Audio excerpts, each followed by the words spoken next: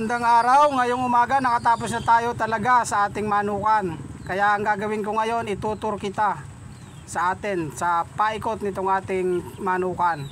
So bali yan yung ating kwadra ng ating inahin na tandang. Andyan yung ating pugadan sa loob. At may pugad na rin yan sa loob.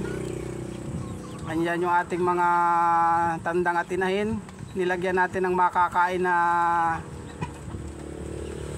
At nandito naman yung ating mga maliliit, yung mga inanak nila sa elevated chicken coop na to. So may hagdan yan doon sila bababa kapag pupunta sila dito sa kanilang pagalaan. Ito yung bago nating pagalaan. So bali hindi na to nakasama yung net at saka yung pinto sa paglagawa natin ng pagalaan doon sa extension sa video natin na yon. So ngayon iikot kita dito hanggang dito sa gilid. Ito napapaligiran ng mga halaman. So ayan yung ating mga maliliit na manok. Diyan sila naglalaro, diyan sila akyat baba. At ito yung gilid ng ating manukan. Mayroon diyang mga gabi, saging, kumpleto yan sa halaman. Dito naman tayo, papunta na tayo dito sa likod.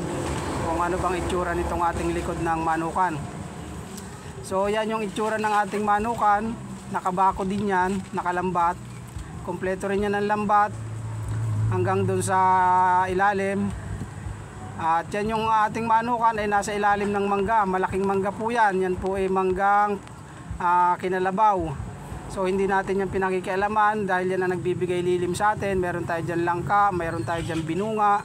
Maraming punong kahoy sa ilalim ng ating manukan. So doon naman sa gitna na yon, nandun yung ating munting kubo.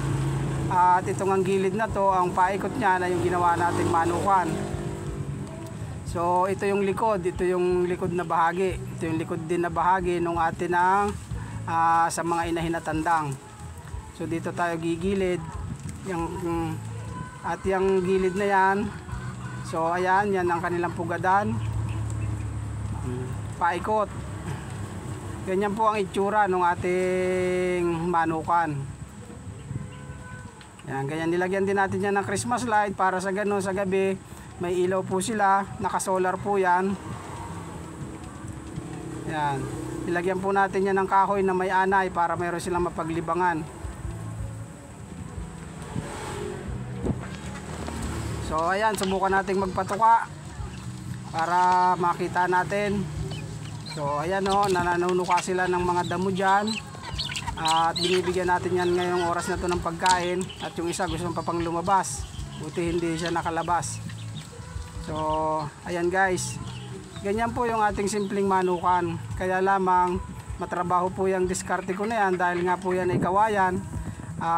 Sobrang napakatrabaho po nyan. Kung para hindi kayo mahirapan sa ganyang sistema, gumamit po kayo ng ibang materyales kung anong available sa inyong lugar. Dito nga po sa atin maraming kawayan, kaya yan po yung ating pangunahing materyales sa paggawa ng mga structure na ganito. Kaya pakalaking tulong po niyan sa ating pagpaparming. So bali yan po, may daan po yan sa gilid papunta doon sa kabila. Ayan, binalikan lang po natin yan, kanina dyan tayo dumaan. So ayan, nakasafe din yung kanilang pugadan. Ayan, nandun yung patukaan sa gitna at yung painuman sa gilid. Salamat po, salamat.